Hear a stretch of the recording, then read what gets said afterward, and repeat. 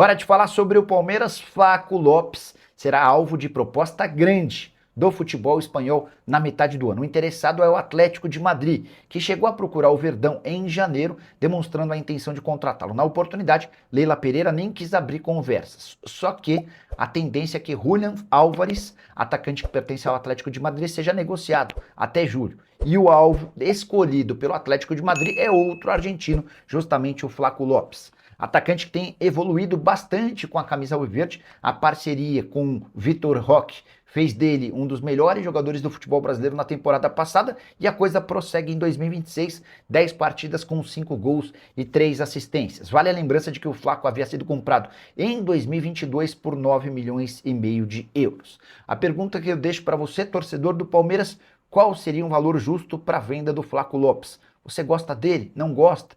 Tem já em mente um substituto? Use o espaço para comentário para registrar sua opinião. Beleza? Nicola fala do Nino no Palmeiras, Max Verstappen palmeirense.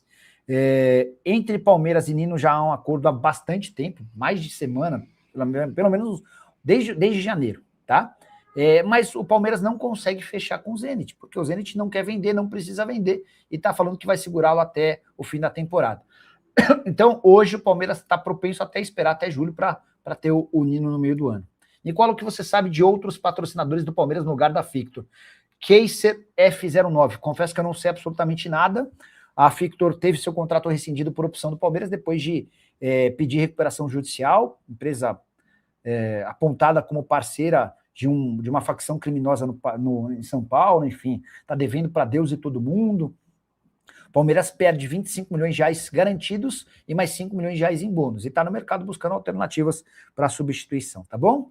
Paulo Santos, Nicola, o Evangelista volta no Palmeiras em breve.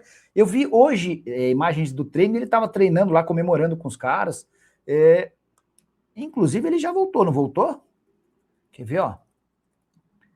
Tenho quase toda certeza que o Evangelista já voltou. Eu vi ele no treino hoje, nas imagens. Já tem 3 jogos na temporada, ó.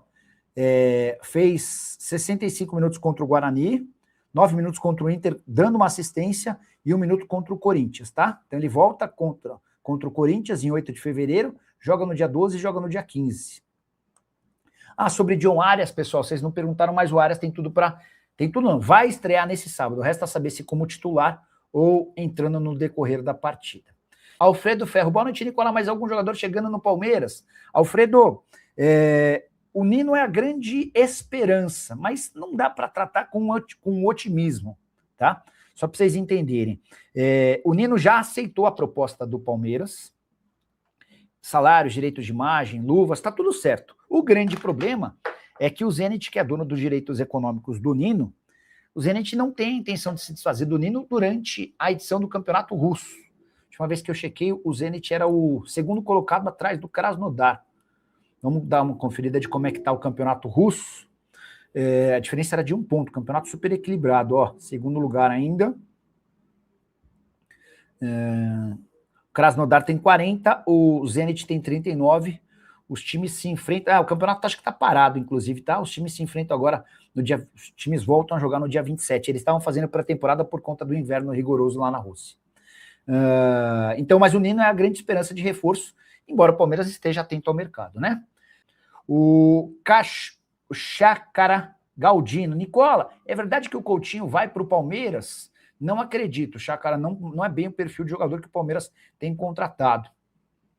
Hora de falar sobre o Palmeiras e o pedido de licença de um dos principais aliados de Leila Pereira no Verdão, João Carlos Mansur, conselheiro com a maior votação na última eleição do CD Alviverde e membro do COF, um dos principais pilares da Leila em sua administração, pediu licença por 3 meses, tanto do COF quanto do Conselho Deliberativo.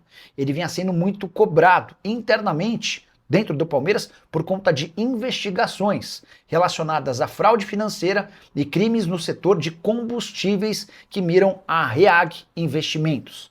O Mansur é dono da REAG, que se envolveu em uma série de escândalos e problemas recentemente. Ele havia sido, como eu contei, o conselheiro mais votado em 2025, 168 votos.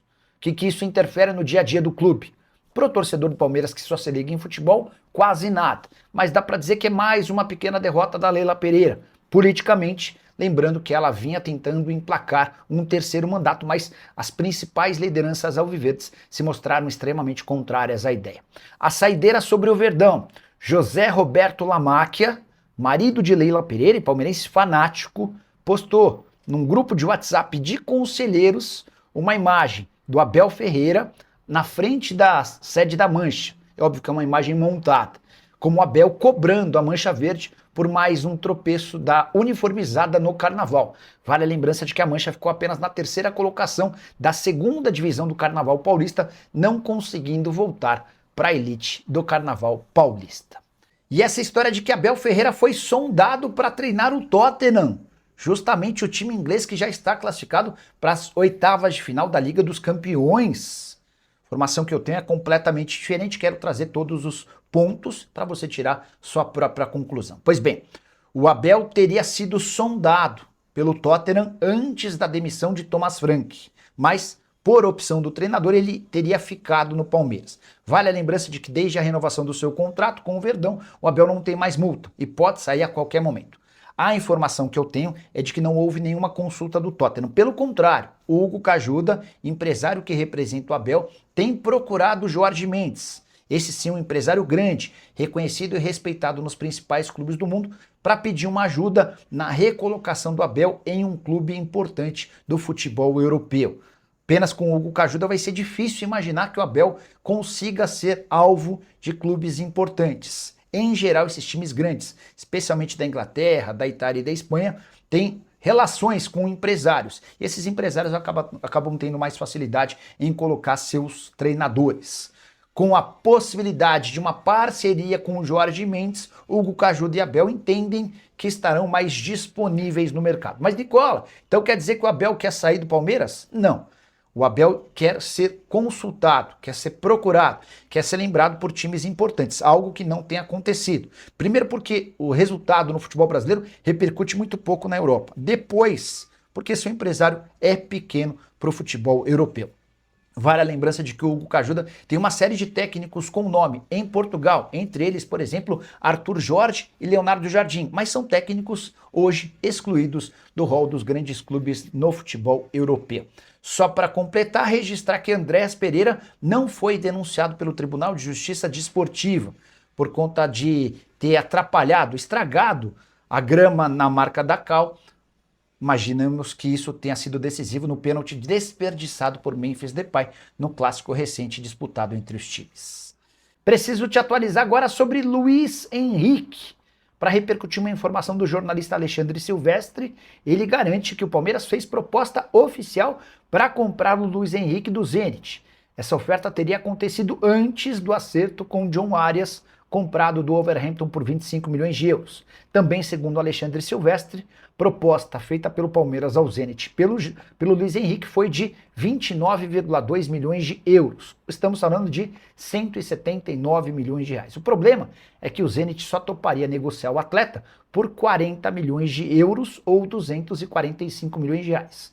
O Palmeiras não confirma as tratativas pelo Luiz Henrique. E dá para cravar que com a chegada do Arias está completamente descartada uma operação desse tamanho.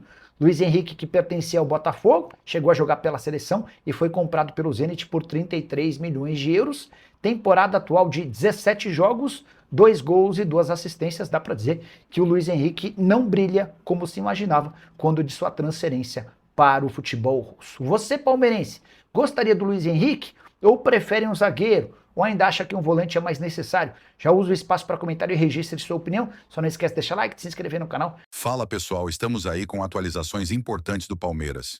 Se inscreva e ative o sininho para receber mais atualizações do Verdão. Deixe seu like que é muito importante para o crescimento do canal.